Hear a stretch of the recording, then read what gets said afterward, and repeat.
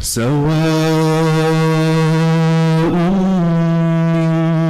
منكم من أسر القول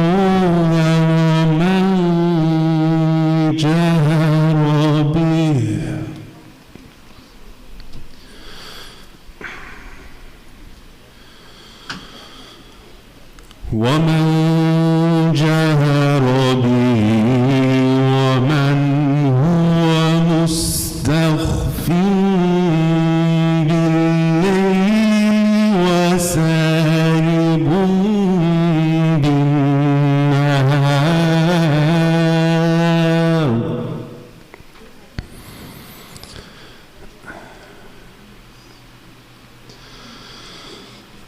له معقبات من بين يديه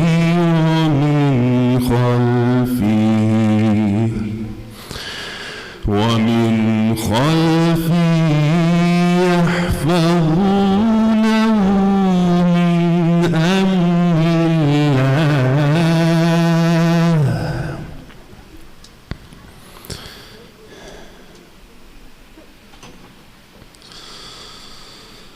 إن الله لا يغير ما بقوم حتى يغيروا ما بأنفسهم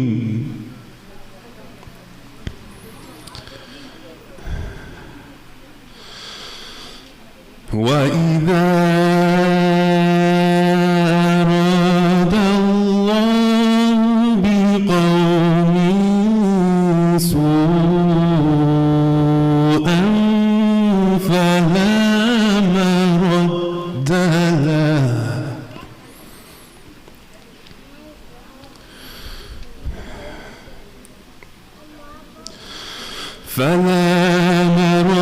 له وما لهم من دونه من وال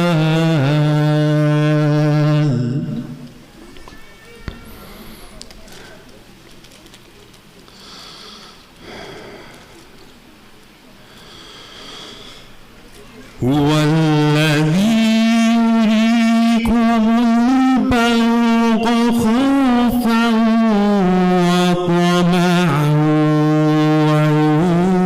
وينشئ السحاب الثقال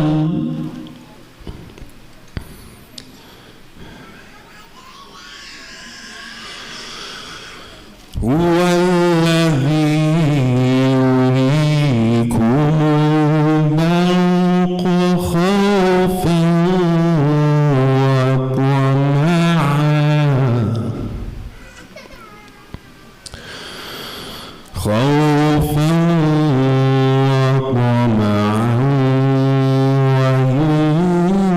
وينشئ السحاب الثقال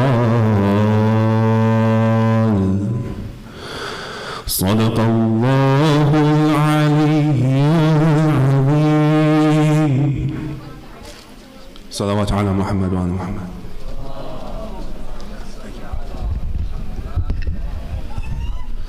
Jazakallah, Brother Iman Kashifur, for the beautiful recitation. Please recite aloud salawat for Brother Iman. Allahumma salli ala Muhammad wa ali Muhammad. Tonight is the third night of the series of Arbaeen Majalis, and it's also the day of Arbaeen. And next we are going to hear a poet about the Karbala, the reflection, the pain of Ahl Bayt alayhi salam, from Sister Masuma Hassan. I would like you to join me inviting her with a loud salawat ala Muhammad wa ali Muhammad.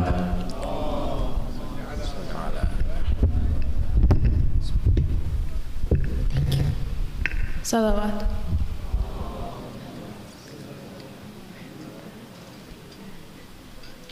This is a poem that I wrote about Imam Zain al-Abidin. There was the young warrior Qasim who came to represent his father. There was Abbas, Qamar Bani Hashim, who would not drink a sip of water. Burair, Muslim, Sayyid, Hur, Habib, Zuhair ibn Qayn, Aun, Muhammad, Ali, and Ali, they sacrificed all for Hussein.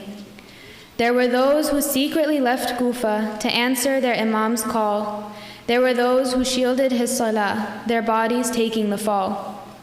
All these 72 martyrs, from the gray-haired to the youth, knew they'd be slaughtered, but stood faithfully by the truth. They knew eternal peace was near, that soon they'd achieve Jannah, that now there was no need to fear, for they'd be welcomed by Lady Zahra. Among them was the one who asked for sword and cane, sick with fever, but a loyal son who asked to die for Hussein. But his test was not in a fight with swords or with spears. He guided us to what is right and taught us to shed tears. Now they depart Karbala, clad in shackles and chains, paraded through Kufa and treated with utmost disdain. The enemy rejoices at Ahlul Bayt's pain, mockery in their voices, conscious lost in material gain. With their blinded eyes, with their blackened hearts, they fail to realize the message Karbala imparts. A message that would have been hidden without Lady Zainab and Imam Sajjad, a pure love for Hussein they've given through their speeches and their du'as. In prison, he passed many a night spent in worship and prayer, praying the Ummah was ready to fight the coming darkness and despair. After all his suffering, after all his pain, he was asked why he still cries. He replies that 18 Yusufs were slain right before his eyes. His tears reach us and show us how to live. His du'as teach us how to give and forgive. I aspire to achieve even a fraction of his dignity, so I can join those who believe, led by his grandson Al-Mahdi. Salawat.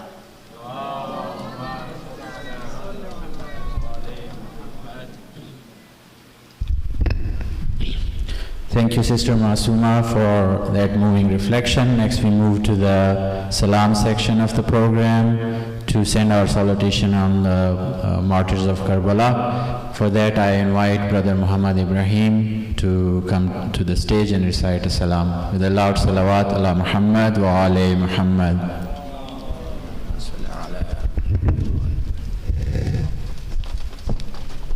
Salawat.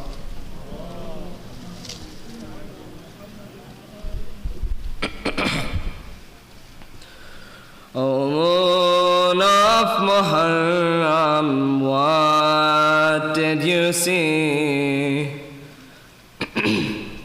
Did you see what befell Hussain ibn Ali? O moon of Muharram, what did you see? Did you see what befell Hussain ibn Ali? Did you weep tears of blood? Were you struck with grief when the heart of Rasul was crushed like a leaf? Did you weep tears of blood? Were you struck with grief when the heart of Rasul was struck with grief? When the king of martyrs sacrificed all, as Muhammad, Ali, and Zahra foretold, as Muhammad, Ali, and Zahra foretold. O moon of Muharram, what did you see? Did you see what befell Hussain ibn Ali?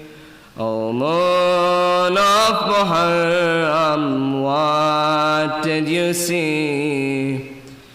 Did you see what befell Hussein ibn Ali? Did you see Akbar fight to the death? So brave on the field till his last breath. Did you see Akbar fight to the death? So brave on the field till his last breath.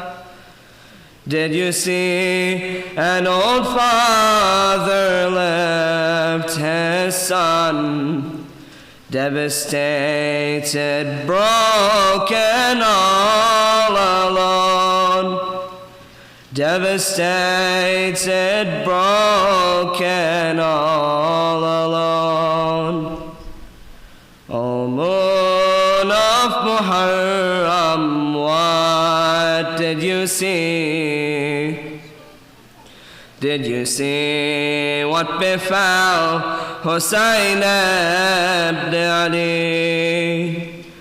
O moon of Muharram, what did you see?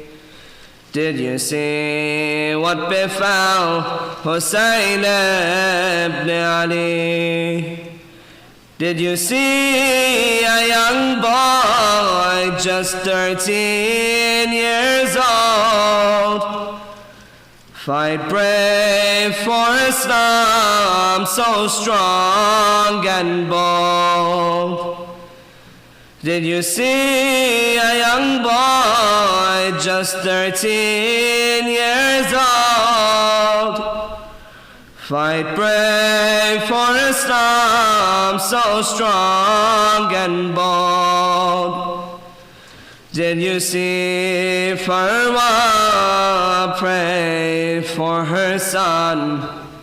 Did you see how he fell and was trampled on?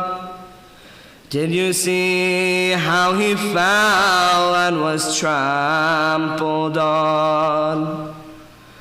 O moon of Muharram, what did you see?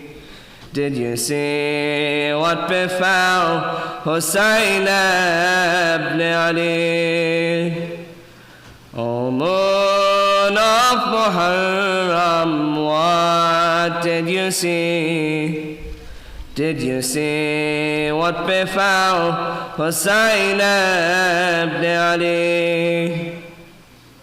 Did you see two boys fight side by side, filling Zainab's heart with love and pride? Did you see two boys fight side by side, filling Zainab's heart with love and pride? Did you see her sons in Karbala give their lives for Abdullah? Give their lives for Abdullah. O moon of Muharram, what did you see? Did you see what befell Hussein ibn Ali? O moon of Muharram, what did you see? Did you see what befell Hussein ibn Ali? Did you see the mighty son of Ali? The moon of Hashem, a warrior supreme. Did you see the mighty son of Ali? The moon of Hashem, a warrior supreme. Did you feel Hussein's pain? Did you hear his cries? As he cradled Abbas with tears in his eyes. As he cradled Abbas with tears in his eyes. O moon of Muharram, what did you see? Did you see what befell Hussein ibn Ali? O moon of Muharram, what did you see? Did you see what befell Hussein ibn Ali? Did you see Robab caress her son? Crying, Ali, Asr, what have they done? Did you see Robab caress her son? Crying, Ali, Asr, what have they done? Why did they kill you, my little one? How will I live now that you're gone? How will I live now that you're gone?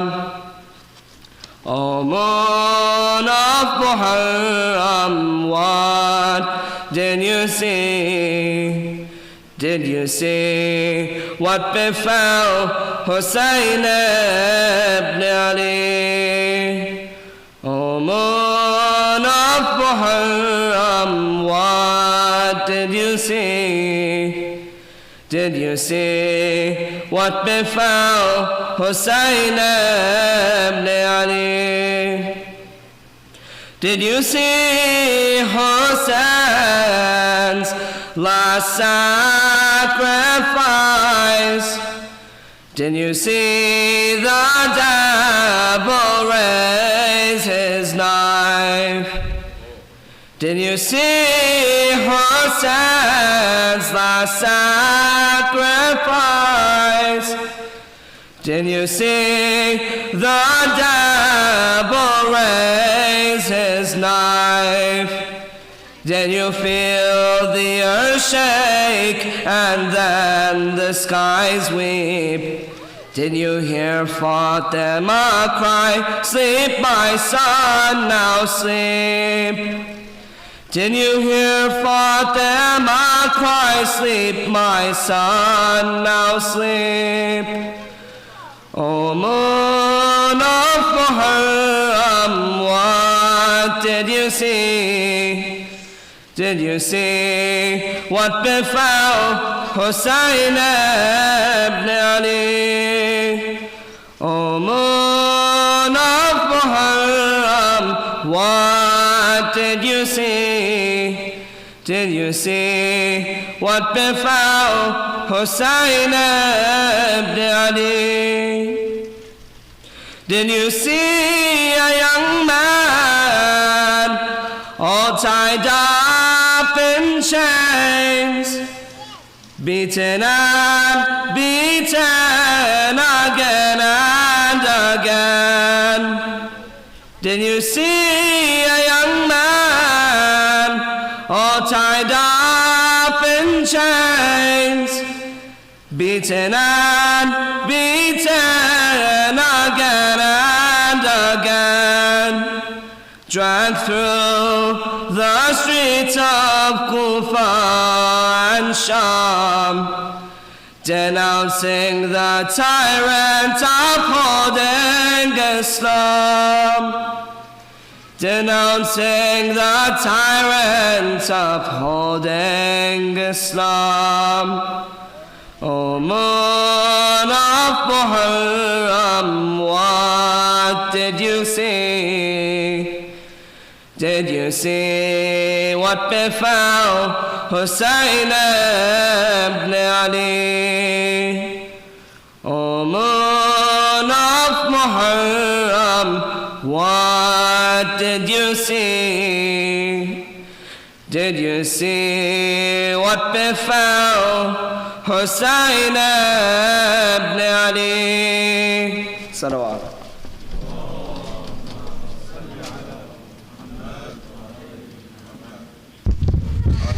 Thank you, Brother Muhammad Ibrahim. It was a beautiful salam that literally brought us to the land of Karbala and talked about all the members of Ahl Bayt and how different tragedies befall of them. May Allah subhanahu wa ta'ala give you a reward for that. Please recite a salawat for Muhammad.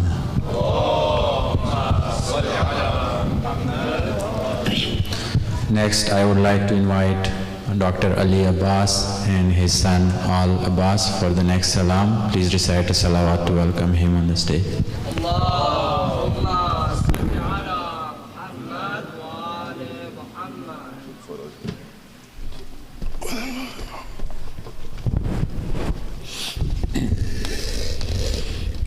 Assalamu alaikum, mu'mineen, mu'minat. Maulana's beautiful messages on the need for a spiritual revolution reminded me of the first salam, English salam I wrote, which is about 18 years ago. Inshallah, I will present that. It is in honor of Lady Zainab, Imam Hussain alayhi salatu wassalam. Sallu ala Muhammad wa ala Muhammad.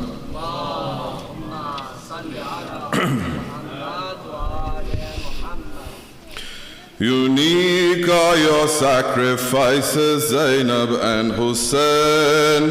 Unique are your sacrifices, Zainab and Hussain. O glorious progeny of Ahmad Ismail. O glorious progeny of Ahmad Ismail. You taught us that only before God we should kneel. You taught us that only before God we should kneel. That only if we feel the pain of others can we heal. That only if we feel the pain of others can we heal. The world needs your message of Tawheed and love again. Unique are your sacrifices, Zainab and Hussain. Unique are your sacrifices, Zainab and Hussain. To never surrender our freedom before tyranny. To never surrender our freedom before tyranny. To love mothers and daughters and defeat misogyny. To love mothers and daughters and defeat misogyny. With honor and righteousness fight every felony. With honor and righteousness fight every felony. Enlightened inspiration from your model can we gain. Unique are your sacrifices, Zainab and Hussain. Unique are your sacrifices, Zainab and Hussain. With liars and hypocrites you spoke with honesty. With liars and hypocrites you spoke with honesty. To inhuman savages you preached humanity. To inhuman savages you preached humanity. Responded to crudeness with sensitivity. Responded to crudeness with sensitivity. Your life in this world was like in a desert rain. Unique are your Please join us in the chorus. Zainab and Hussain. Unique are your sacrifices, Zainab and Hussain. Your method so discreet, your purpose reform. Your method method so discreet, your purpose reform. To free the soul of Deen from hypocritical form. To free the soul of Deen from hypocritical form. Resisting those who wish to make exploitation a norm. Resisting those who wish to make exploitation a norm. And for these high ideals you would suffer any pain. Unique are your sacrifices, Zainab and Hussein. Unique are your sacrifices, Zainab and Hussein. You represented Allah's every prophet's legacy. You represented Allah's every prophet's legacy. Inherited the purity of Fatima Ali. Inherited the purity of Fatima Ali. But did the Ummah value these pillars of piety? But did the Ummah value these pillars of piety? They massacred one and paraded the other in chains. Unique are your sacrifices, Zainab and Hussein. Unique are your sacrifices, Zainab and Hussein. Unique are your sacrifices, Zainab and Hussein. Sallu ala Muhammad wa ali Muhammad.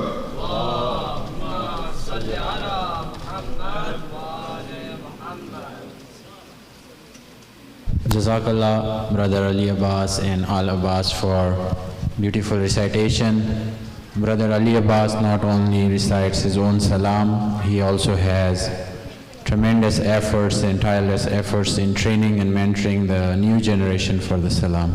May Allah subhanahu wa ta'ala give you best of the rewards for your services. Please recite a salawat for Brother Ali Abbas and his son. Muhammad wa ali Muhammad. A couple of announcements before we move to the lecture part of the program. Tomorrow from 11 to 2 p.m. we have annual Arbaeen walk that is organized by Majalis Mosque and Imam al-Asr Masjid. It's happening at 42313 Sweetwater Lane, Shantawi. I'm so sorry, it's Saturday. Saturday, August 16. So that's Arbaeen walk for the August 16. Of course, I was thinking it's Friday, my last weekday today, but it's not. On the same day, on August 16, we have educational workshop about learning from Imam Hussain alayhi salam's life and legacy. And that is from 4 to 6 p.m. at Imam al-Asr Masjid in this location. We request everyone to please be part of that as well, especially our youth members. On Sunday, August 17, we have a multi-masajid effort to bring everyone under one umbrella and share the message of Imam Hussain alayhi salam with our Muslim brothers and sisters. It's an intra-faith Hussain Day program at Crescent Mosque in Chantilly. It's from 2:30 p.m. to 6 p.m. We have great speakers, reciters who will be contributing to this program of Hussain Day. We request everyone to please come there and convey your gratitude to the martyrs of Karbala. Alhamdulillah, we have a lot of people today already in the room, so just to minimize disturbance during the lecture, I request everyone to please stand up and take a few steps forward so that we have space in the back. With salawat, Allah Muhammad wa ali Muhammad, please stand up and take a few steps. Thank you so much. And now it's time to invite our esteemed scholar, Hujjatul Islam al-Muslimin, Sayyid Sulayman Hassan, to give lecture today, the third one on the Arbaeen. Please recite a loud salawat.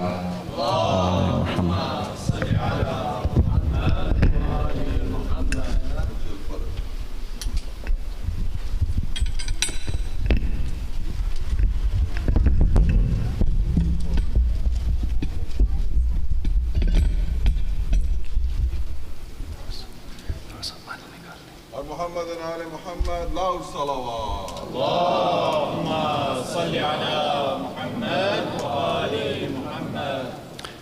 Surah Al-Fatiha.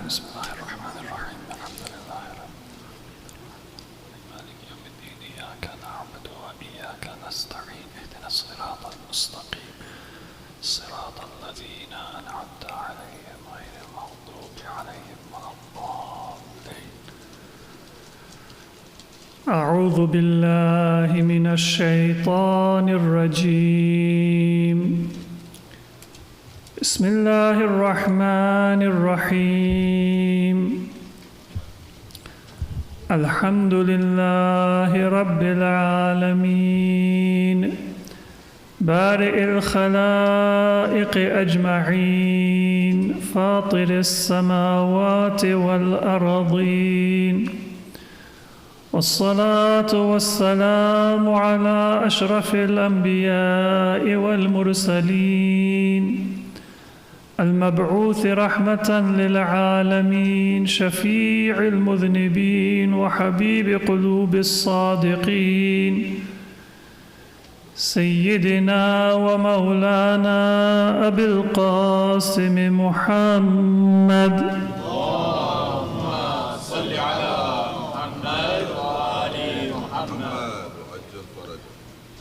وعلى أهل بيته الطيبين الطاهرين ولعنة الله على أعدائهم إلى قيام يوم الدين رب اشرح لي صدري ويسر لي أمري واحلل عقدة من لساني يفقه قولي أما بعد فقد قال الله عز وجل في القرآن المجيد بسم الله الرحمن الرحيم ومن يتق الله يجعل له مخرجا ويرزقه من حيث لا يحتسب ومن يتوكل على الله فهو حسبه إن الله بالغ أمره قد جعل الله لكل شيء قدرا صدق الله العلي العظيم صلوات على محمد وآل محمد.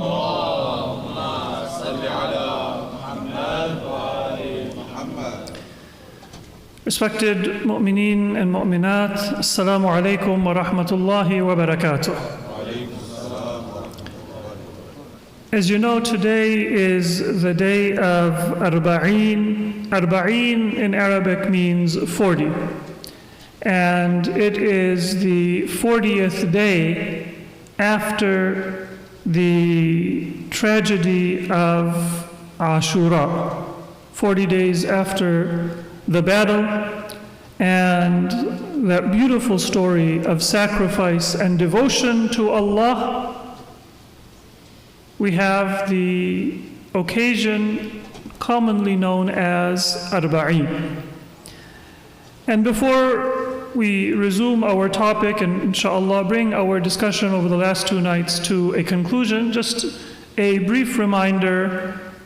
Most of us may have heard or be familiar with the significance of Arbaeen, but a brief reminder for us to understand the importance of this day and this commemoration.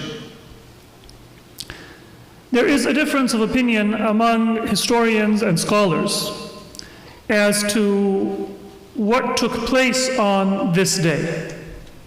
One narration, which is found in a number of early sources and reports, and which has been widely transmitted, is that it was on the day of Arbaeen when the first visitation to the shrine of Imam Hassan took place.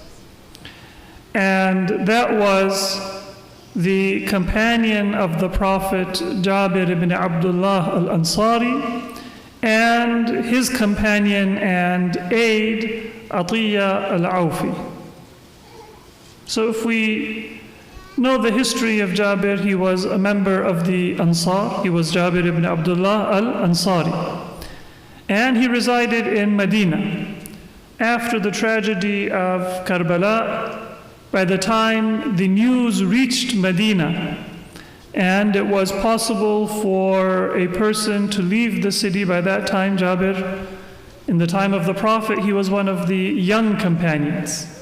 But by the time of Karbala, he was an old man, and according to narrations, he was also blind in his old age. And perhaps that is one of the reasons why he was not able to be a companion of Imam Hussein on that journey. It is not difficult for a person to travel in a period of oppression and in old age. Even today sometimes it is difficult. Of course, in that time it would be even more so, both because of his health or age and because of the surveillance of the government. He was known, Jabir, as a very close lover and a companion of not only the Prophet, but the family and the progeny of Prophet Muhammad sallallahu alaihi wa alihi after his time.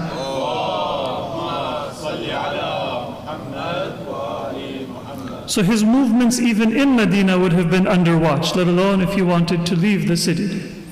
But it is very easy for us to imagine that it would have taken a few weeks for the news of what took place on Ashura to reach Medina, and then maybe a few days for Jabir to prepare his affairs for that journey and to set out for the ziyarat of Imam Hussein. So this narration is found in our historical reports, and based on the circumstances and the 40-day period, it is very reasonable and very plausible that it would take that much time for him to receive that news and for him then to be able to come to Karbala. So this is one report that we have.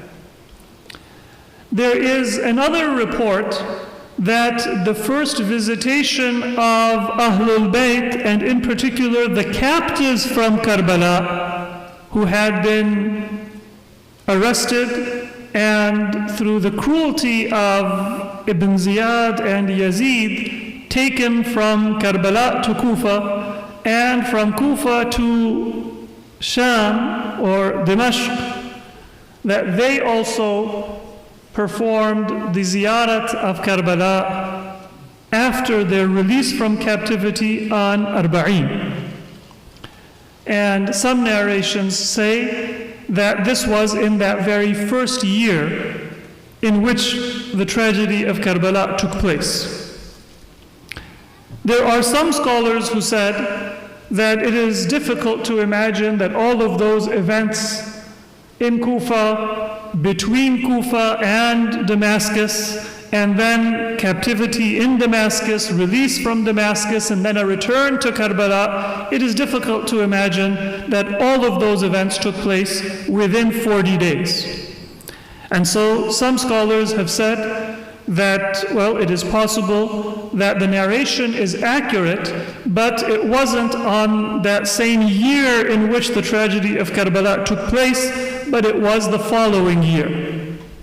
So the ziyarah of Jabir al-Ansari that took place in Arbaeen in the year of the tragedy of Karbala, the 61st year of Hijrah, and the ziyarah of Ahlul Bayt, the released captives, that took place in the following year, the 62nd year of Hijrah. And therefore, the report which says that Imam Zainul Abidin and Sayyidah Zainab and the released captives, they reached Karbala when Jabir had also just reached there, that report would not be accurate. Other scholars have done some considerable research, and they have mentioned that although it might seem to be a little bit of a compressed timeline, it is still possible for this narration to be accurate, because the captivity in Kufa is known to have been very short. Ibn Ziyad knew that the hearts of the people of Kufa were with Ahlul Bayt, and if they had not come out in mass in support of Ahlul Bayt, it was only because of the fear of his violence or because of the surveillance of his spies and his soldiers. But at any moment it was possible for the people of Kufa to revolt. And that is borne out by history, that when Sulayman ibn Surad and the Tawabin gave their call, thousands of people rallied to fight against the Umayyads. Ubaidullah ibn Ziyad was the Umayyad governor of Kufa. Then afterwards, when Mukhtar al-Thaqafi, he raised a banner of revolt, thousands of people rallied to his cause, and they were actually effective in overthrowing the Umayyad government, at least in Kufa and Iraq. And so Ibn Ziyad knew that, even in the aftermath of Karbala, that his military victory was very superficial, and he had by no means defeated the loyalty and the love of the masses for Ahlul Bayt and their revulsion at his role. Here there is a confusion. Some people say that he wrote a letter to Yazid asking what to do with the captives, and then Yazid sent a letter back, and it was only after that that they were released. And if that report is true, then of course to come from Karbala to Damascus on the 12th of Muharram, for a letter to go, even if it was with Barid, a fast horse, it would take a number of days to get to Damascus and get the reply of Yazid and come back. And that itself would eat into a portion of that 40-day period until Arbaeen.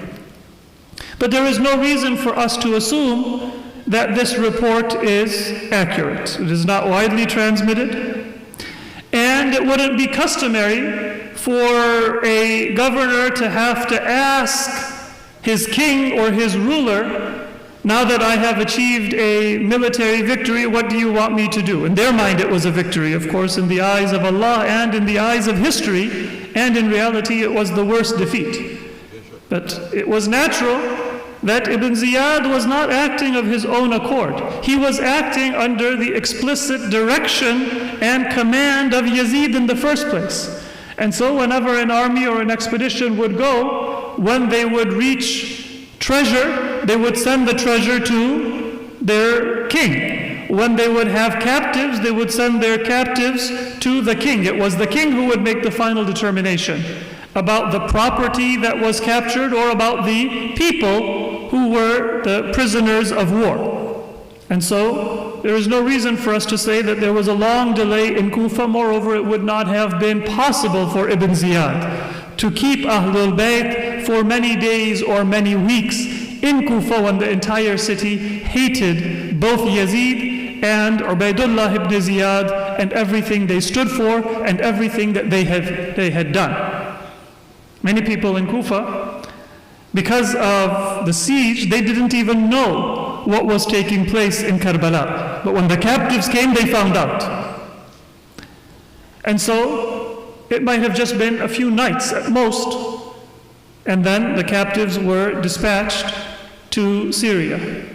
And if we assume that journey to Syria would take 15 days or at most 20 days, even if there were stops in certain cities, as is reported in history, and there are many miracles and events that are reported, then that could be 20 days and a few days in Syria. History tells us, although the popular imagination is that it was a lengthy captivity, but the history tells us that it was very quick, that even in Syria, Yazid began to appreciate the extent of the defeat that he would suffer if people found out who it was that he had killed, who it was that he had captured, and what was the message and the character of those people who now were in chains in his court.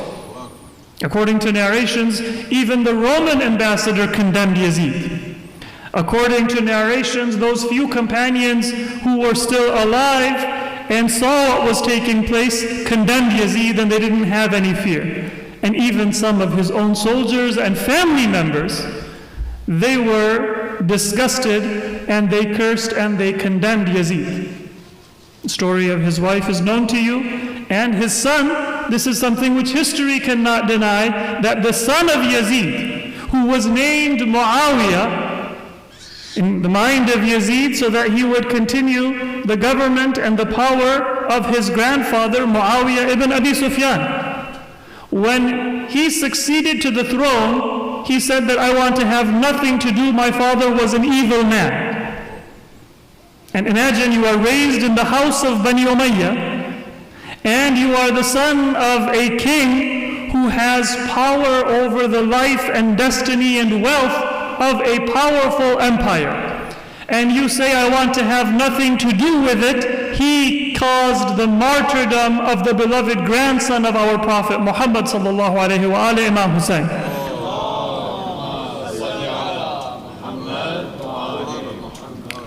And then the people in Bani Umayyah, they said, fine, if you don't want to be the king, then at least appoint somebody so that the kingdom can continue. He said that if I did not taste the sweetness of this throne, then I will not be responsible for appointing somebody, so you can do evil in the name of our family. We have committed enough evil. I repent to Allah and I disassociate before Allah from the evil of what my ancestors have done and you have done. So if the own family and even the son of Yazid, whose name was after Muawiyah and who would have been the heir of those billions in gold and silver and wealth, could not stand their association with Yazid, then you can imagine that even for Yazid to keep those captives in Syria for a long time, it would not have been possible.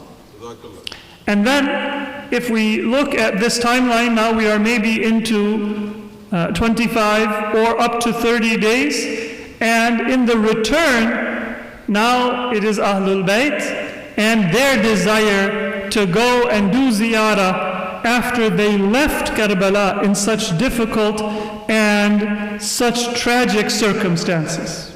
And you all know, as we mentioned in Masa'ib, what state Ahlul Bayt were in and what state the bodies of their martyrs were in when they departed Karbala. Those of you who have gone for ziyarah or have received the opportunity for ziyarah, especially those of you who are older and remember in the time of the previous government, when it was difficult to do ziyarah, that when people would find out that the visa has come or the possibility has arisen, then there is nothing that can keep you, and you want to see how can I get there as soon as possible.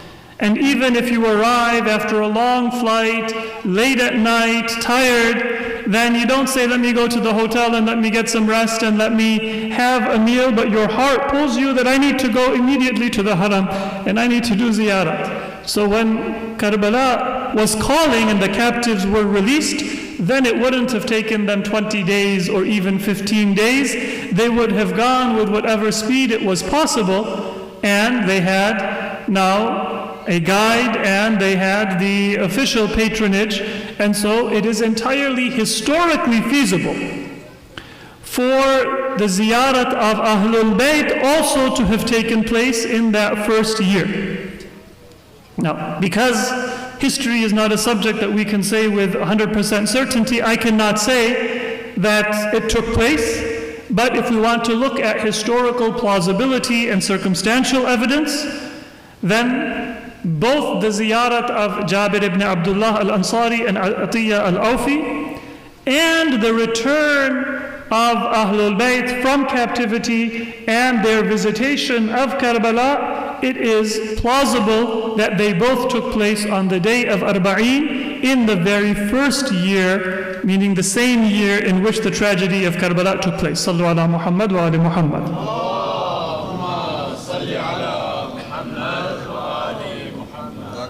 And Allah knows best about the exact details, but we can say with reasonable confidence that the story of the ziyarat of Jabir al-Ansari is credible, and the story of the ziyarat of Ahlul Bayt in that same year is plausible.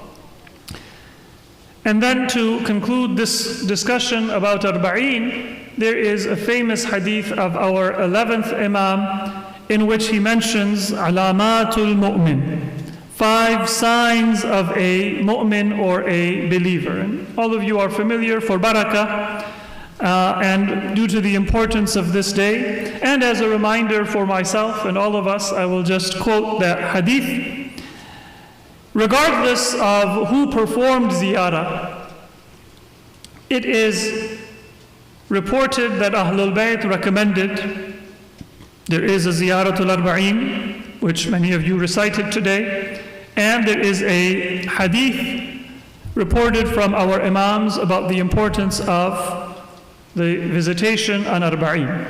Ideally by going to Karbala, but you can recite that ziyarah, you can visit your Imam, you can bring your soul to the Imam, even if your body is far away from Karbala. Because it is not a geographical or a physical connection, it is a spiritual connection.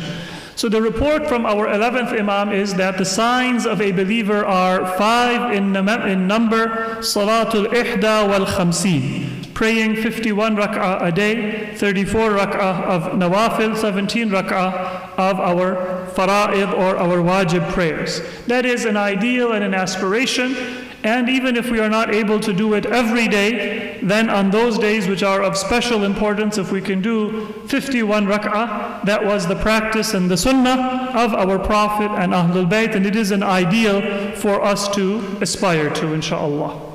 Wa ziyaratul arba'een, and to do the ziyarah of Imam Hussein on this day of Arbaeen. To go if we are able, and it is possible for us to go, to be present in that shrine. And if we are not able to go, but if you have the economic means, then to pay for somebody else to go in your own behalf. This is a note. If you look at history, the companions of our Imams for Hajj, for Umrah, for Ziyarah, it wasn't just something that I want to do. In our individualistic society, sometimes we have that desire, I want to go. If I'm not going to go, then, well, my schedule doesn't allow it, my other obligations do not allow it, so then, all right, maybe next year. No, if I cannot go, then I might even get more thawab if I pay for somebody else and give them the opportunity to go for ziyarah. They will get the full thawab, I will get the thawab of the ziyarah, and I will also get the additional thawab of doing a kindness and an act of generosity and bringing somebody to a dream and a prayer that they may have had in their heart which was not possible for them. So Ziyaratul Arbaeen is number 2. And then number 3, At-Takhattum bil-Yamin, to wear a ring on the right hand. That is the sunnah of the Prophet. It is recommended. Some people, they say that it's not easy for me to wear a ring, I have a sensitivity. You can keep a ring in your musalla, and just to honor the sunnah of the Prophet, at least when you perform your salat or your prayer, you can put on that ring and perform your prayer with the ring. It is also recommended. And if it is difficult for you due to sensitivities or allergies or any other skin condition or health condition, you can remove it afterwards. But even if it is not part of our habit, when we find out something is the sunnah or it is recommended by Ahlul Bayt, then we should not ignore it entirely. So if it is not possible every day, then we do it when it is possible. If it is not possible throughout the day, then you can do it when you are doing dua, when you are doing munajat, or when you are doing salat, and in fact you can keep the ring in your musalla. So number 3 was at-takhattum bil-yamin. Number 4 is ta'firul jabin, which is to touch your forehead to the dust in sujood, in prostration, whether it be in prayer or in sajdatul shukr, when you do prostration out of gratitude to Allah for His bounties and His favors. That is a sign of a believer. And this was also the practice of the Prophet. For those people who say, why do the followers of Ahlul Bayt prostrate on the ground? There is no report that our Prophet prostrated on anything but the ground or that which grew from the ground. Those who prostrate on artificial substances or on carpets or on synthetic fabrics and say that that is acceptable, that is against the practice of the Prophet. So that is what needs to be demonstrated to be valid or correct. But it was the sunnah of the Prophet, and it was the sunnah in fact of all of the Prophets, and it was the teaching of Ahlul Bayt, that in your prayer you do prostration on the ground or that which is of the ground and is natural, the conditions that are mentioned in books of fiqh. It should not be something that is eaten, like lettuce leaves for example, and it should not be something that is worn like cotton, even though cotton is a natural fabric, but it is clothing, so clothing and food are an exception. And then 5th and final is وَالْجَهْرُ بِبِسْمِ اللَّهِ الرَّحْمَنِ الرَّحِيمِ.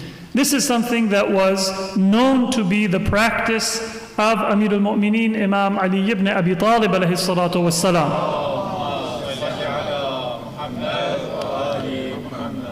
And largely because, or at least partially because it was a known practice of Imam Ali, the enemies of Imam Ali deliberately said that we are not going to recite Bismillahir Rahmanir Rahim out loud.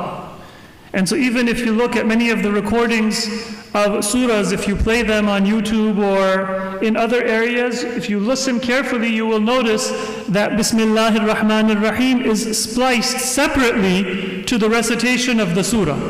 Because when the Qurra, they recite, oftentimes they will recite the surah, but they will drop Bismillahir Rahmanir Rahim. Or in some cases, they will recite it under their breath, but they will not recite it out loud. If you haven't paid attention, then next time you are listening, many of these recordings, they are recordings which are from Taraweeh prayers. And so the surah is recited without Bismillahir Rahmanir Rahim. Bismillahir Rahmanir Rahim is added either in the voice of the same qari or a different qari separately. And if you pay attention, you can notice that. The reason why that was dropped, or at least one of the reasons, was that the Umayyads could not stand a practice closely associated with Imam Ali to be well known and well practiced within society, and so they stamped it out. This was not one of the earlier innovations that took place before the time of Imam Ali, but largely it was after the time of Imam Ali.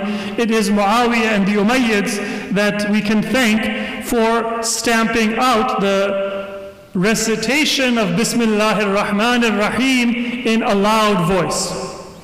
And so this is in prayer. Even if the prayer is a ikhfati prayer, Dhuhr and Asr, even then, you will perform the qira'at of Quran under your breath. Not silently, but under your breath.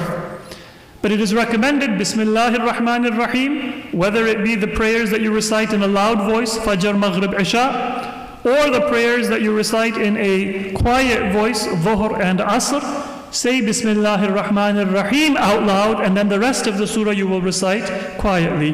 This is in the hadith of our 11th Imam, al-Jahru bi Bismillahir Rahmanir Rahim. It is one of the signs of the mu'min, and it was the sign and the practice of Amir al-Mu'mineen Ali ibn Abi Talib alayhi salam.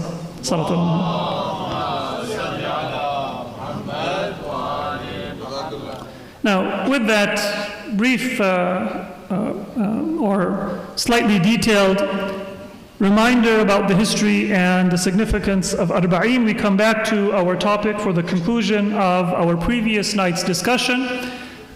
Part of the significance of Arbaeen, and possibly one of the reasons why the Imams mentioned a ziyarah not on the day of the martyrdom, but 40 days after, is so that we can take a lesson from the sacrifice of Karbala, and we can make it part of our life and our existence, part of our soul, part of our practice, part of our planning for how we want to live our life.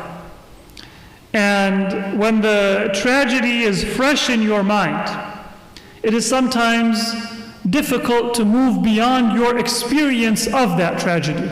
The day of Ashura itself is a day of grief, a day of mourning, and a day of reliving the pain of the martyrdom of the Imam, that humanity was deprived of the presence of that beautiful Imam who was the beloved of our Prophet, the beloved of God, a role model for all of humanity. But then, after we have remembered and lived that tragedy and grieved it, there needs to come a time when we think, what is our responsibility towards the Imam? And Arbaeen is for us to see the flowering of that message and the relevance of that message to our lives. And it was in that context that we began discussing the message that we find in Surah Al-Talaq, in which Allah says, Bismillahir Rahmanir Rahim, وَمَنْ يَتَّقِ اللَّهَ يَجْعَلْ لَهُ مَخْرَجًا وَيَرْزُقْهُ مِنْ حَيْثُ لَا يَحْتَسِبُ وَمَنْ يَتَوَكَّلْ عَلَى اللَّهِ فَهُوَ حَسْبُهُ إِنَّ اللَّهَ بَالِغُ أَمْرِهِ قَدْ جَعَلَ اللَّهُ لِكُلِّ شَيْءٍ قَدْرًا. As I mentioned, and briefly I will recap, this message starts with an address for the individual who is facing a crisis within their life, whether it be divorce, whether it be an economic hardship, whether it be a concern that they have for themselves, for their family. Whenever you are facing a crisis, this is the message that God gives you. And in that message, of course, you are facing the crisis, so God gives you reassurance. But when God gives you reassurance, it is not just that God is solving your problem. God is also molding who you are and what your priorities are, so that your problem is solved not only through receiving what you may want or you may think you need or what you are praying for, but for you to change what you want and what you think you need and what you are praying for to be in agreement and in accordance with what Allah wants and what He expects of you. And that is the beauty of the message of this surah. So I am in a crisis. God says, وَمَنْ يَتَّقِ اللَّهِ, be pious. If you are, don't just think that you are alone and you need to solve your problems. Allah says in Surah Muhammad, I believe, يَا أَيُّهَا الَّذِينَ آمَنُوا إِن تَنْصُرُوا اللَّهَ يَنْصُرْكُمْ وَيُثَبِّتْ أَقْدَامَكُمْ. O you who are faithful, if you help Allah, Allah will help you and He will plant firm your feet. He will give you victory, He will give you success. If you want God to come to your aid, يَنْصُرْكُمْ وَيُثَبِّتْ أَقْدَامَكُمْ, not just in battle when you are facing the enemy, anywhere in your life. Whenever you are in your life, if you determine that I don't want this job, I don't want this victory, I don't want this opportunity, I don't want this success for my own sake, I want it for the sake of Allah.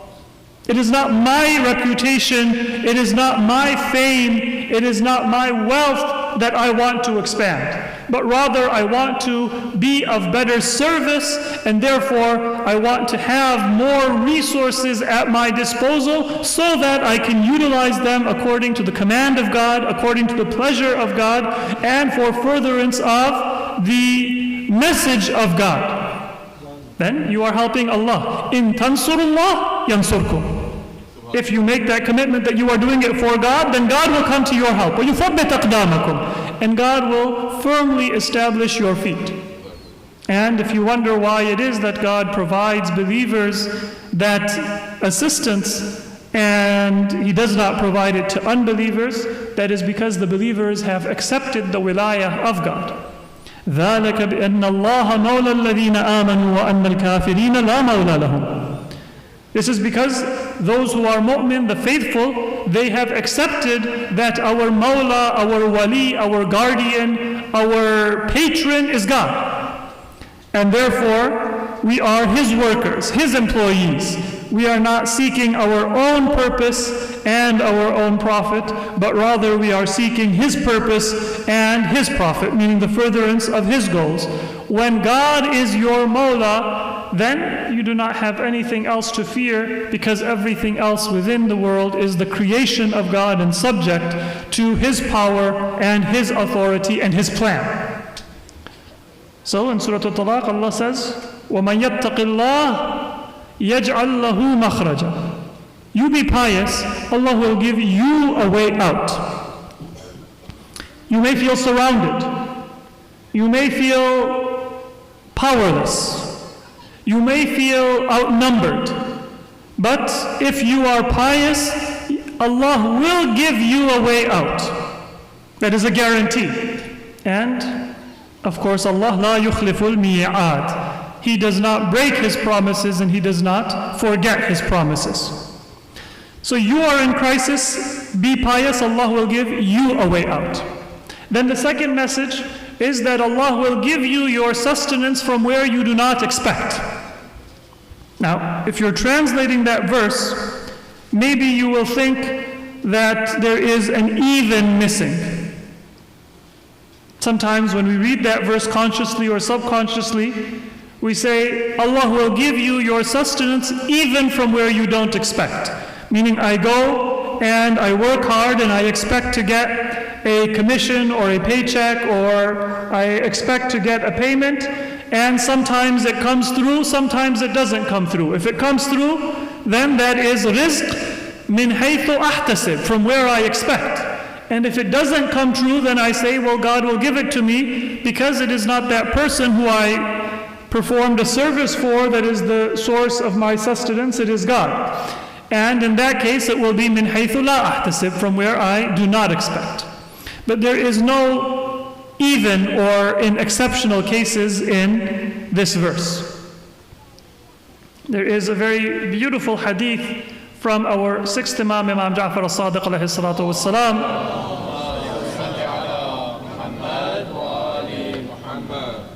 in which the Imam says, Aballahu illa an yaj'ala arzaq al-mu'minina min haythu la yahtasibun. Allah has determined that for the believers, their rizq and their sustenance, it is going to come from where they don't expect. It's not sometimes from where they expect, and then in exceptional cases from where they don't expect. But rather by default, your rizq, your sustenance, that which is truly rizq and truly sustenance and truly a gift from God, you will work hard and you won't get what you expect. And then God will give you blessing and barakah and grace from some other source. And a hadith from the Prophet explains that لأن العبد إذا لا يعرف وجه رزقه كثر دعاؤه. When you don't know where you are going to get your sustenance from, this is from Prophet Muhammad sallallahu alayhi wa alihi, salawat ala Muhammad wa Muhammad. That is when you turn to prayer. And here you can see a beautiful interaction, a loving interaction between God and His servant. And of course, we do not say that God is our Father, but the parental relationship can be one way for us to understand some of the intricacies of the love that God shows for a servant. So many of us as parents, we have experienced that when your children grow up, when they are dependent and you have to change diapers and you have to feed them and you have to do everything for them, you say, when are they going to grow up and become independent? But then many of you who are parents and you have children who have become independent, do you not feel a little pain and longing that now my child doesn't need to ask me, what am I going to wear? What am I going to eat? They are independent, and your love wants you or moves you to want them to come to you and ask you. And so that parental love that you can experience, that is not exclusive to the love of a parent, that is the nature of love. You want the person you love to come to you. And if they are emotionally, spiritually connected to you, then that connection and even that need and even that dependence, it is something that you value. Now, Allah is not our Father. We say He is our Rabb, we don't say He is our Ab. Unlike the Jewish or the Christian tradition, we never say we are the children of God. We are the creatures of God and we are the servants of God. But God has more love for us than a mother has for her child. More love than a father has for his child. And so Allah also, for His servants, He wants them to come and ask Him. He wants them to feel that connection.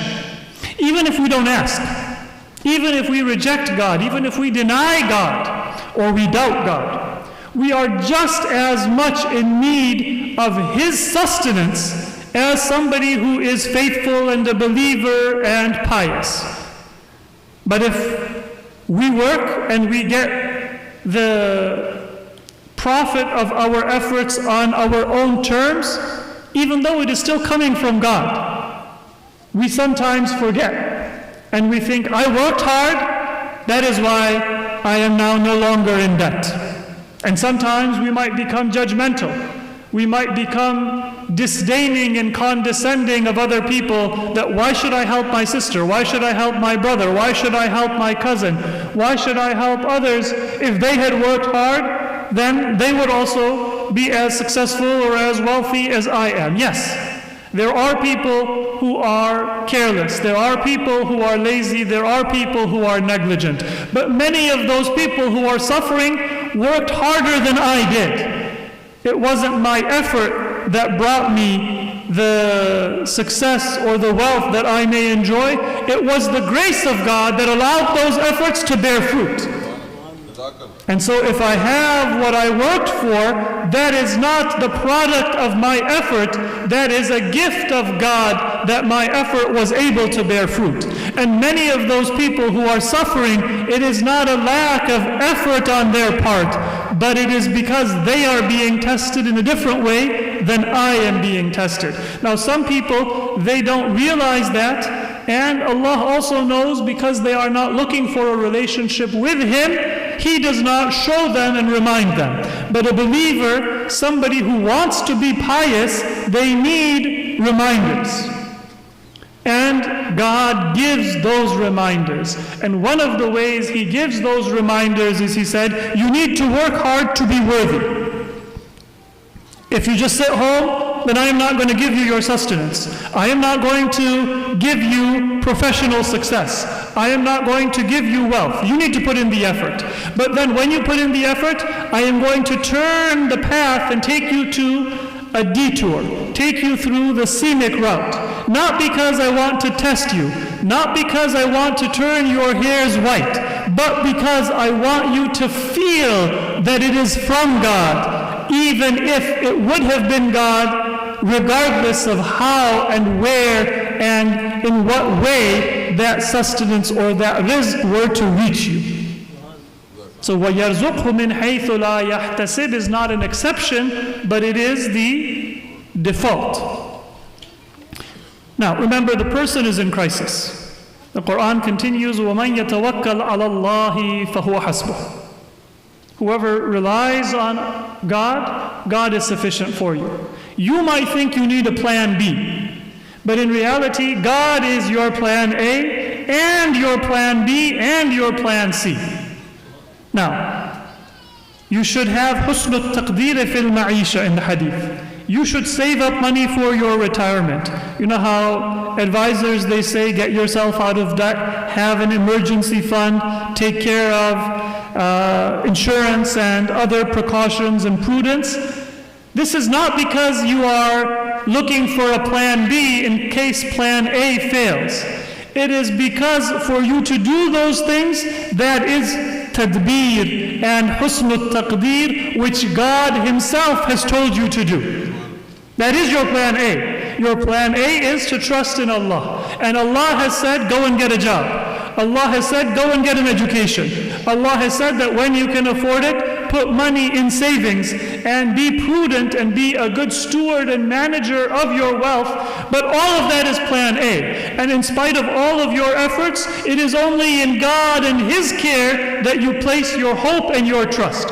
And وَمَنْ يَتَوَكَّلْ عَلَى اللَّهِ فَهُوَ حَسْبُهُ. If you trust in God, then God is going to be sufficient for you, even if your investments tank, even if your careful planning, it does not work out. And now you are, left without anything that you thought you would have available for you in your time of need. Don't feel alone. فَهُوَ حَسْبُهُ.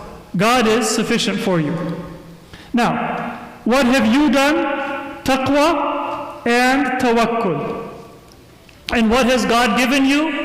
يَجْعَلْ لَهُ مَخْرَجًا وَيَرْزُقْهُ مِنْ حَيْثُ لَا يَحْتَسِبْ فَهُوَ حَسْبُهُ. But now God says that because of your piety and because of your reliance on God, now you have been trained. That crisis, that adversity, that situation that you may have thought was a difficulty or a hardship, it was a test, but it was also training. It was also because of God's love for you to have a higher purpose, not a sign of God's anger or displeasure.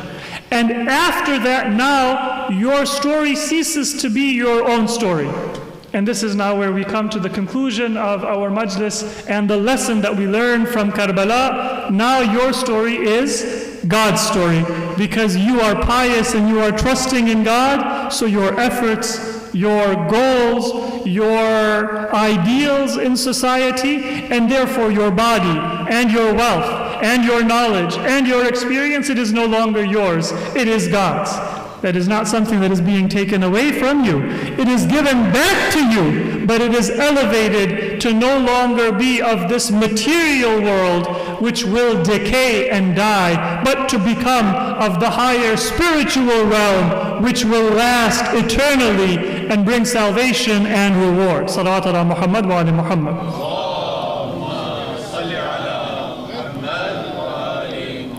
So after telling you that God will give you a way out, and that God will give you sustenance from where you don't expect, and telling you that God will be sufficient for you, God moves on and says, Inna Allah balighu amrih. God will accomplish His affair. And that is a beautiful reminder that the affair of God is going to be accomplished through people. By raising those people not to want to live for themselves, but to live for the sake of God.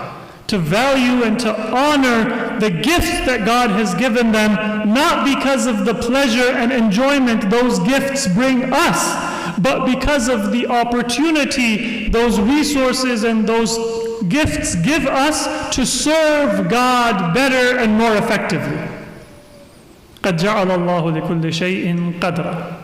God has created and apportioned a certain destiny for everything. And so, the lesson that we should take from Karbala is that if we have a revolution within our soul to convert our individual existence to a purposeful existence for the message and the mission of our Prophet and Ahlul Bayt, as represented in the sacrifice and the struggle of Sayyid al-Shuhada, Imam Hussein ibn Ali alayhi salatu wassalam,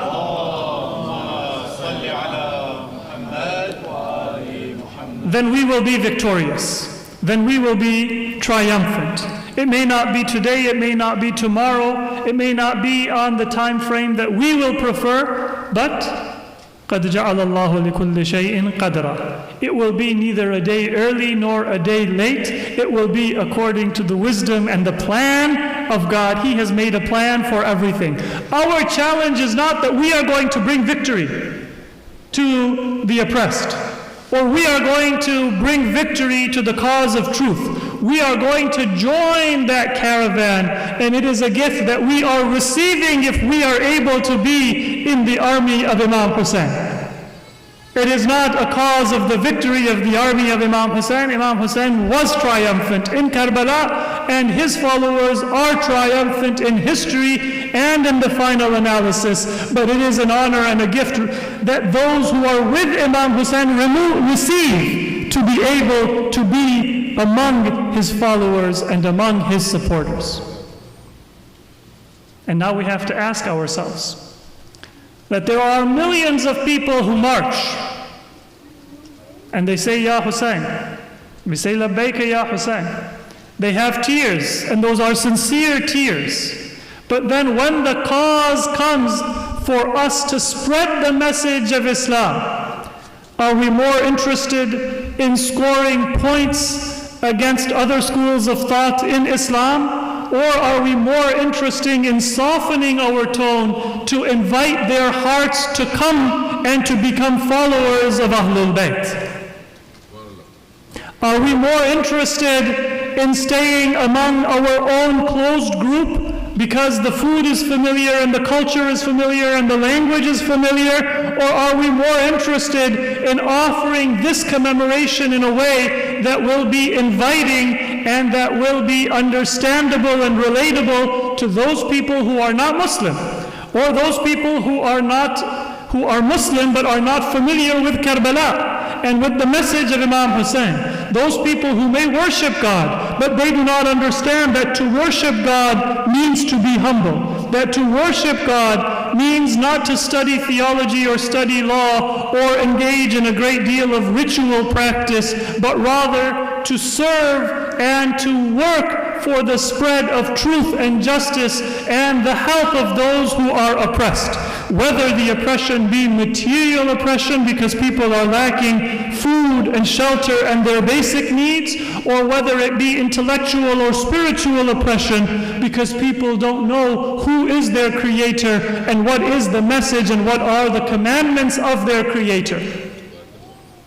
And I hope it is not controversial after the messages that we have listened to from the Quran and the practice of Ahlul Bayt that we are familiar with to say that if Imam Hussein is on my lips and if tears are in my eyes, but I do not have a concern with spreading that message to those who need to hear it, and I do not have a concern with helping those people who are suffering, then I would never say that those tears are meaningless or they are insincere. Because that is between Allah and the Imam and the individual person or worshipper. But I will say that those tears are incomplete, and the understanding of that person of what it means to be a mourner and a griever for Imam Hussein, what it means to be a lover of Imam Hussein, what it means to be a follower of Imam Hussein, that understanding is incomplete. Because the tears are meant to bring us to be like the Imam. The remembrance is meant to give us courage and motivation now to say that I will go and I will serve. And so sometimes if you mention oppression taking place somewhere in the world, people say, are they Shia? If they are not Shia, it doesn't concern me.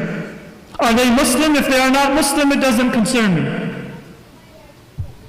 But what was the practice of Ahlul Bayt? Sallu ala Muhammad wa ali Muhammad. Inshallah, from the youngest age, we will raise people to take the pen, take the mic, and to offer their devotion and their love for Ahlul Bayt. What was the message of Ahlul Bayt? Imam Ali, he said, in the borders of the Islamic domain, there was a Jewish woman whose jewelry was stolen by the soldiers of Muawiyah. And there are no Muslims who have the ghairah and the dignity to go and defend the honor of that Jewish woman. And then Imam Ali says something that is very shocking. It was not a Muslim, it was a follower of Ahlul Kitab. And that person was not killed, just their property was taken from them. But the Imam says that if you don't have that sense of ghairah and dignity to go and fight and defend, then a Muslim, if they were to die of shame, I would not blame that person. I would honor that person. This is something that you should die of shame of, that a non-Muslim does not have safety and security in a Muslim land for her property, let alone for her life and for her dignity. So how can I be a Muslim and I say, are the people of Gaza Muslim or are they non-Muslim? Are they Shia or are they non-Shia? And only then will I show concern. Imam Ali teaches us, Ahlul Bayt teach us, the Quran teaches us, Imam Hussein teaches us that the orientation of our religion is towards justice. And that is what brought the heart of Jabir towards the Imam in Karbala. I know we are out of time, but just to remember the tragedy and the grief of Ahlul Bayt. It is said that when they approached Karbala, Jabir said to his companion Atiyah, take me to the Euphrates, because he was blind, he could not see. And so he did ghusl, and then he put on new clothes. And according to some narrations, he began to walk towards the grave of his own accord. And Atiyah said that, "Oh Jabir, how are you going to find where the grave is when you cannot see?" And Jabir is said to have responded that, "O Atiyah, I don't need my eyes to find the grave of my beloved. It is my heart, it is the fragrance of heaven that has come from that sacred spot where the body of my beloved Hussein lies that will bring me to the grave." And Jabir went forward and he threw himself on the sand of Karbala and he sent his greetings to the Imam. And then after a while it is said that, "Oh my beloved Hussein, I am calling out to you. Are you not going to respond to my call? Why is it that I do not hear your voice?" And then Jabir recited a marfiya, a poem in honor of Imam Hussein. He says that, "Oh my beloved, how will you respond when I have heard that after you were martyred, even your body was not given its honor? Your head was separated from your body and raised on a spear. Your body was trampled under the horses of the army of Ibn Ziyad. Oh my beloved, if you cannot respond to my call, then it is because not only were you martyred, but even your body was dishonored, and even the captives of your family, they were given no mercy." Oh Jabir, he saw just in his mind's eye a portion of what Imam Hussein suffered, and history tells us that as he was weeping at the grave of Imam Hussein, he fell unconscious. Imagine what it must have been like for Zainab Salamullahi alayha and the aftermath of Karbala, that she was not seeing it just with her imagination, but it was taking place before her very eyes, that her beloved brother Imam Hussein was martyred, surrounded by his enemy, and there was none to come to the aid of the Imam. And then after the Imam was martyred, a sound came out and drums began to beat, and the proclaimer of Ibn Ziyad's army said that Hussein ibn Ali has been martyred. Lady Zainab, she came into the tent where Imam Zain al-Abidin was, and when this lady and the fourth Imam, they came out, they saw that already the head of Imam Hussein had been raised on a spear. Imam Zain al-Abidin said, "Assalamu alayka ya Abata." "Oh my father, accept my greetings and my apology that you have been martyred, but your son was not able to come to your aid." And what happened after that? Ibn Ziyad gave the order that our horses were to be given fresh shoes so that the body of the Imam could be trampled underfoot. All of these tragedies took place while Lady Zainab watched, and she could only go and turn her head towards the heavens and call out, "Oh my grandfather, the messenger of God, may the mercy and the blessings of God be upon you. How can I tell you what the eyes of your daughter Zainab are seeing before her in Karbala? Oh my grandfather, the body of your beloved Hassan is rolling in his blood on the sand of Karbala, and I see the horses of Ibn Ziyad trampling his sacred body under the hooves of their horses. Inna lillahi wa inna ilayhi raji'un. وسيعلم الذين ظلموا أي منقلب ينقلبون. يا حسين.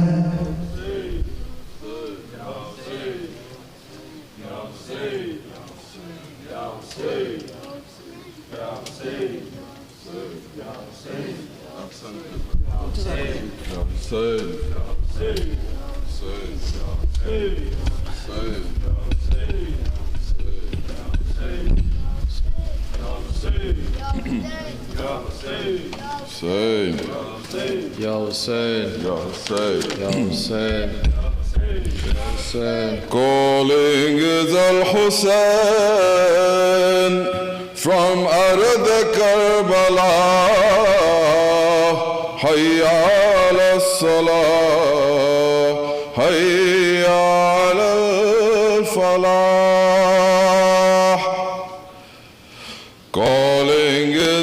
Hussain from Ard Karbala. Hayya ala salah, hayya ala al-falah. Calling is al-Hussain from Ard Karbala.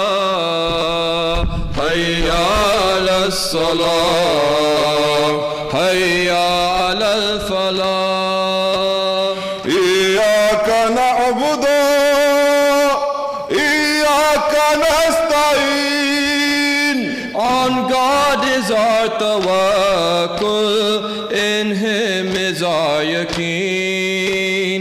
Witness the sacrifice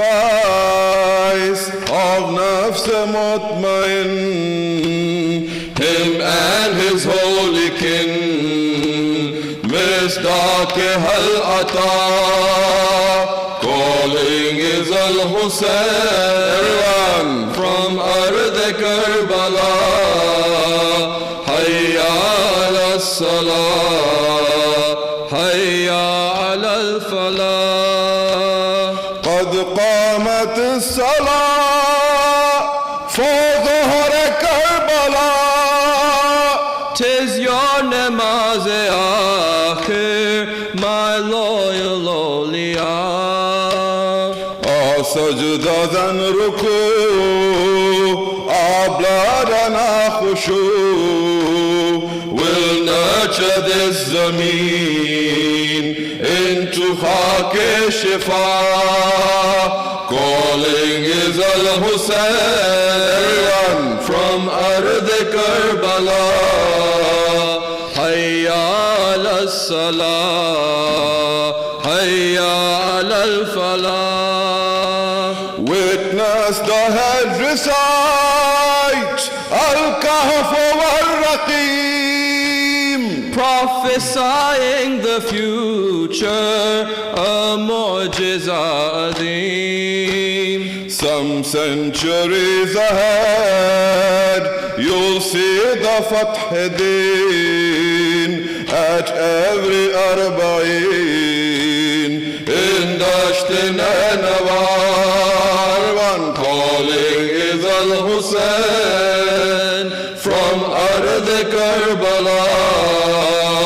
Hayya ala salah, hayya ala al-falah. Enjoy in every good, discourage every wrong. With the khulq and the wisdom of the Holy Quran.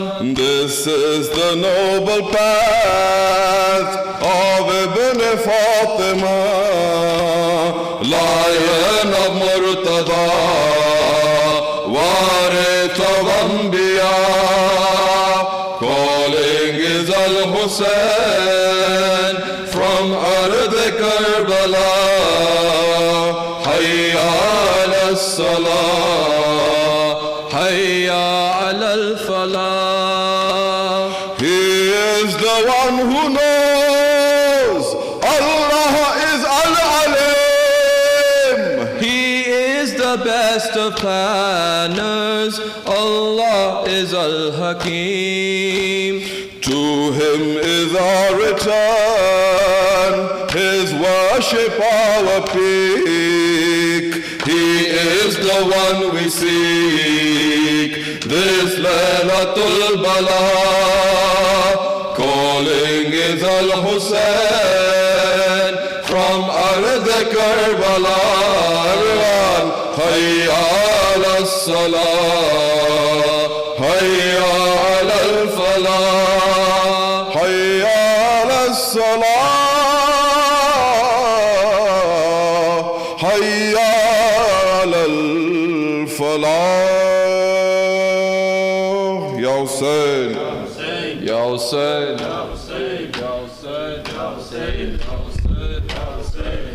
Jazakallah. It's already Maghrib time. We request everyone to please stay in this room. We're going to have a Jamaat here.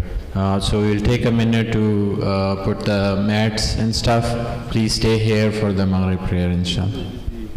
And Urdu Majlis will be in this same hall. We have the Farsi Majlis after the Maghrib prayer in the other hall. Thank you.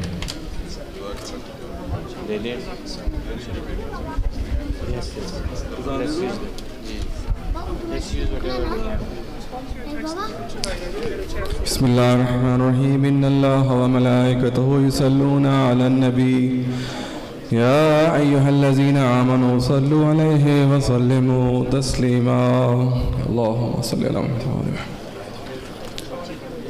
الله أكبر